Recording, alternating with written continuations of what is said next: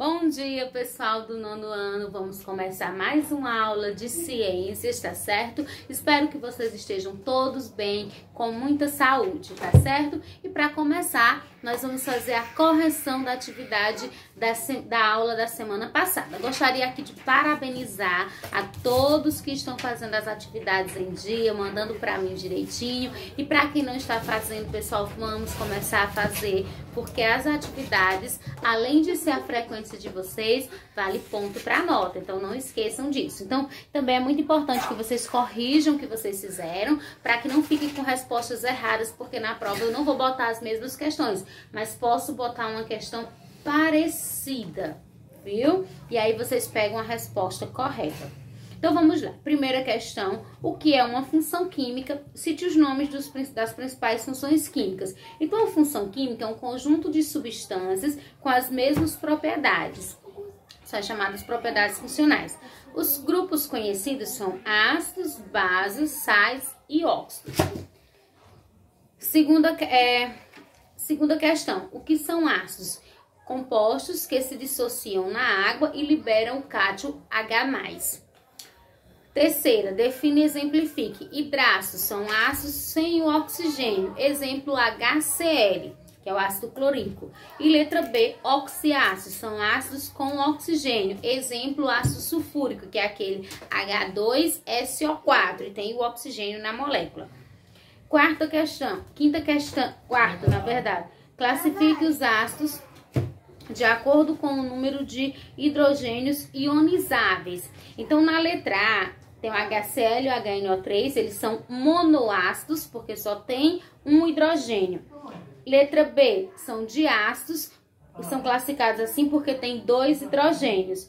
E letra C, são triácidos, porque tem 3 hidrogênios. E letra D, são tetrácidos, porque tem 4 hidrogênios, tá bom? Então, A, monoácidos, B, diácidos, C, triácidos e D, tetrácidos, tá certo?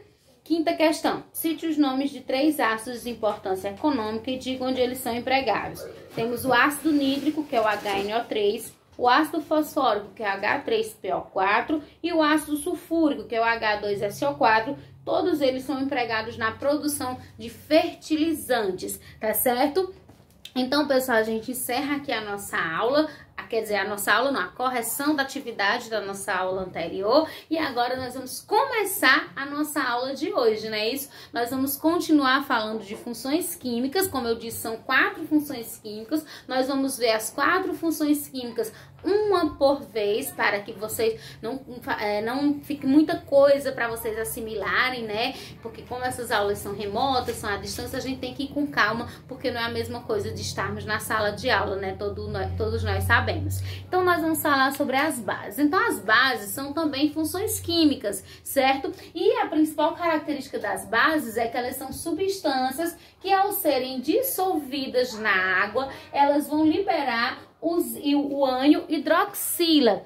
Deixa eu trocar aqui, eu coloquei íons hidroxila, mas vamos colocar assim: liberam o ânion hidroxila, tá certo? Então, ó, esse detalhe é muito importante. Então, as bases, quando dissociadas na água, vão sempre liberar esse ânion hidroxila, que é o OH-.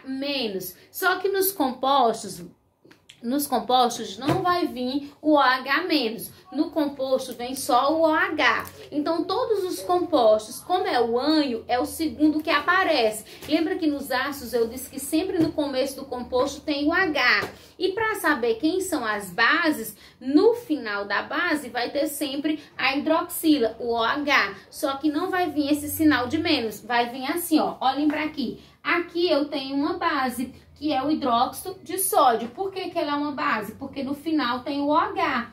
Aqui eu tenho outra base, que é o hidróxido de cálcio. E ela é uma base porque no finalzinho do composto tem o OH. E como eu disse para vocês, vem só o OH, sem o sinal de menos, tá bom? E o nome das bases, como vocês já viram eu falando, é feito assim: hidróxido de, e o nome do primeiro elemento, aqui, hidróxido de sódio, que é o primeiro elemento. Aqui, hidróxido de cálcio, que é o primeiro elemento, tá certo? As bases, elas são classificadas de acordo com o número de hidroxilas, da seguinte maneira: Elas são chamadas monobases quando tem só uma hidroxila, que é o caso aqui do hidróxido de sódio. Ele é uma monobase porque ele tem só uma hidroxila, só um OH.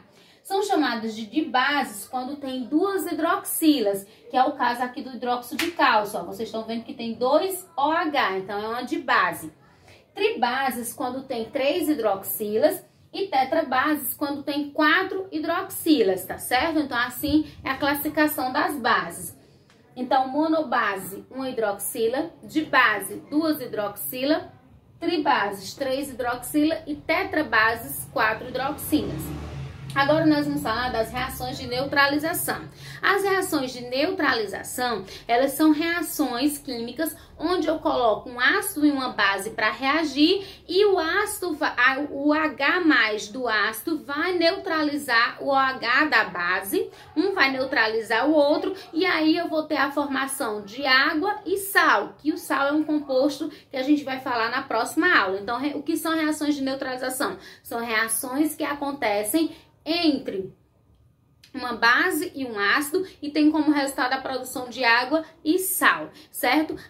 Quais são as características das bases? A primeira é ter sempre a hidroxila no final. Elas têm sabor adstringente, que é um sabor que a gente diz assim, é um sabor que amarra a boca. Por exemplo, quando você come caju verde, ou caju verde, que tem aquele sabor que amarra a boca, que prende, não é isso? Então, o sabor da base é um sabor adstringente. Não é que o caju verde tem base, mas é porque é o mesmo sabor das bases. As bases não podem ser provadas, né? Não podemos diferenciar base de ácido provando, porque as bases, assim como os ácidos, elas também são tóxicas e são corrosivas. Existem bases comuns no nosso dia a dia, como por exemplo as bases que são utilizadas na limpeza, né? Isso, e também que são utilizadas como antiácidos estomacais, que são aqueles medicamentos como leite de magnésia, por exemplo, que é muito comum, que são medicamentos que são indicados para reduzir a acidez do estômago, que, como eu falei, um dos mais conhecidos é o leite de magnésia. Então, que tem como composição principal o hidróxido de magnésio, que é uma base, tá certo? As bases, elas também têm uma importância comercial, industrial e econômica, né, muito grande. Uma das bases que o livro de vocês fala é da soda cáustica, que é o hidróxido de sódio, que é conhecido popularmente como soda cáustica, ou também por algumas pessoas conhecida como potássio.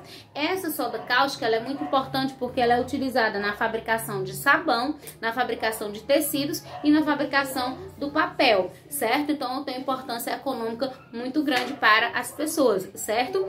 Então, pessoal, a gente encerra aqui o nosso assunto sobre bases.